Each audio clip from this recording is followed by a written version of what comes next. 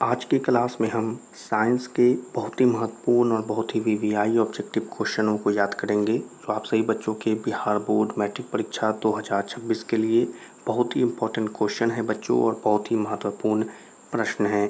तो सभी छात्र क्लास को अच्छे से देखिएगा और सभी स्टूडेंट क्लास को लाइक करेंगे और इसी प्रकार के वीवीआई क्वेश्चनों के लिए चैनल को सब्सक्राइब करेंगे। और सभी स्टूडेंट से कहेंगे कि बच्चों आप इन प्रश्नों के अगर आपको आंसर पता हो तो आप इनके आंसर ज़रूर करिएगा ताकि आपको ये याद हो जाए, ठीक है। तो चलिए आज की क्लास को यहाँ पर शुरू करते हैं। पहला क्वेश्चन देखेंगे आप सभी स्टूडेंट। प्रश्न पूछ रहा है अवतल दर्पण के मुख्य फोकस पर रखे बिंब का प्रतिबिंब की स्थिति कहाँ होगी। चलिए अच्छे से क्वेश्चन पढ़ेंगे।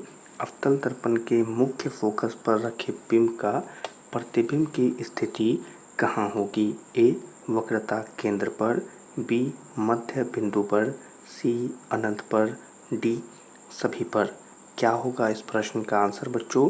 तो आपको याद रखना है इस प्रश्न का जो आंसर होगा बच्चों वो हो जाएगा कि आंसर होगा अनंत पर, ठीक है। तो आपको याद रखना है आंसर होगा अनंत पर। चलिए अगले क्वेश्चन को यहाँ पर देखेंगे।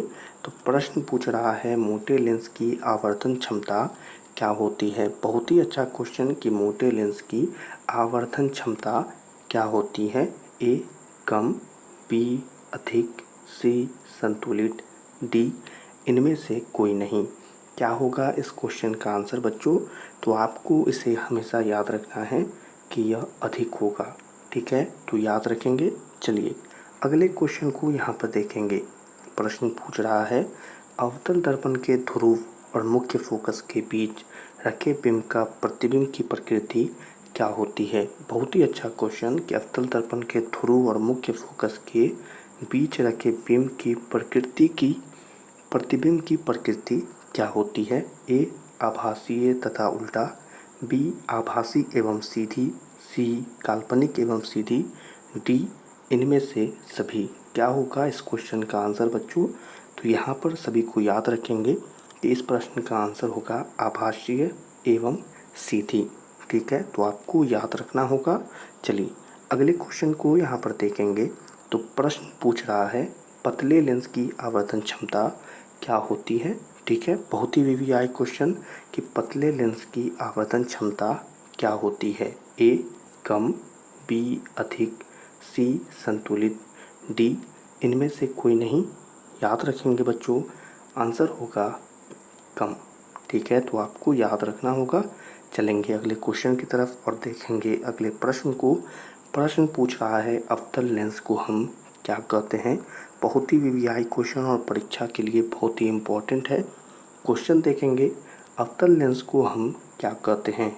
ए अभिसारी लेंस, बी द्वि अवतल लेंस, सी अपसारी लेंस, डी इनमें से कोई नहीं।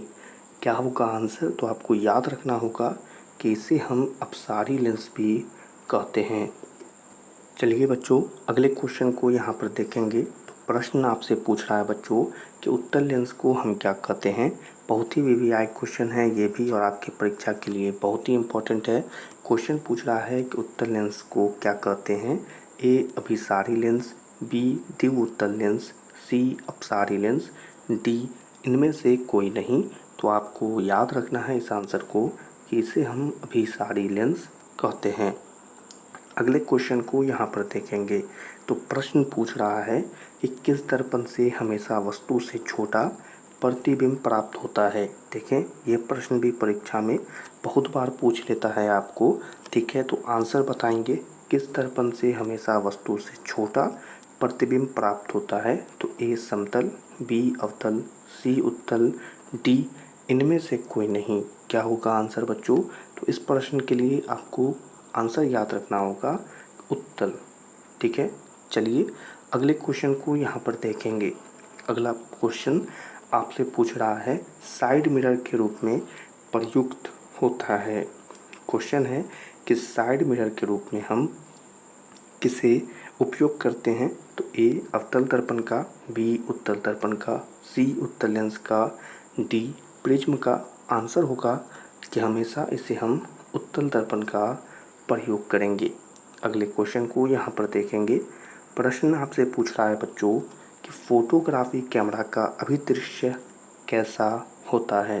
क्वेश्चन है फोटोग्राफी कैमरा का अभिदृश्य कैसा होता है। ए उत्तल लेंस, बी अवतल लेंस, सी उत्तल दर्पण, डी अवतल दर्पण। आंसर याद रखेंगे कि उत्तल लेंस इस प्रश्न का आंसर होगा। अगले क्वेश्चन को यहाँ पर देखेंगे। प्रश्न है आप सभी बच्चों से, एक अवतल दर्पण की फोकस दूरी 10 सेंटीमीटर हो तो उसकी वक्र त्रिज्या क्या होगी।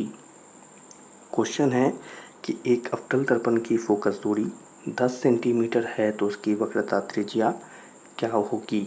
10 सेंटीमीटर, 20 सेंटीमीटर, 30 सेंटीमीटर, 40 सेंटीमीटर। तो आप इस प्रश्न के लिए आंसर याद रखेंगे कि इस प्रश्न का आंसर होगा 20 सेंटीमीटर। ठीक है बच्चों, और इसी प्रश्न के साथ आज के क्लास के यह 10 महत्वपूर्ण और वीवीआई क्वेश्चन यहाँ पर समाप्त होते हैं। आप सभी स्टूडेंट इन सभी क्वेश्चनों को याद करेंगे और इसी प्रकार के अन्य क्वेश्चन आपको अगले क्लास में जल्दी से प्रोवाइड करा दिए जाएंगे, पर उससे पहले आप इन सभी क्वेश्चनों को याद कर लीजिएगा। ठीक है बच्चों, और आपकी परीक्षा के लिए जितनी भी क्लासेस हमने पढ़ाए हैं बच्चों, उन सभी में बहुत ही वीवीआई क्वेश्चन हैं, तो आप उसे भी ज़रूर जल्दी से देखकर याद कर लीजिएगा। ठीक है बच्चों, तो आज की इस क्लास को यहीं पर समाप्त करते हैं। क्लास को सभी स्टूडेंट लाइक कर देंगे और अपने मैट्रिक परीक्षा 2026 के लिए चैनल को सब्सक्राइब करेंगे। अपने दोस्तों के साथ इस क्लास को शेयर करेंगे और क्लास कैसी लगी कमेंट में बताएंगे। सभी छात्रों से मिलेंगे अगली क्लास में। तब तक के लिए सभी स्टूडेंट अच्छे से पढ़ाई करते रहिए।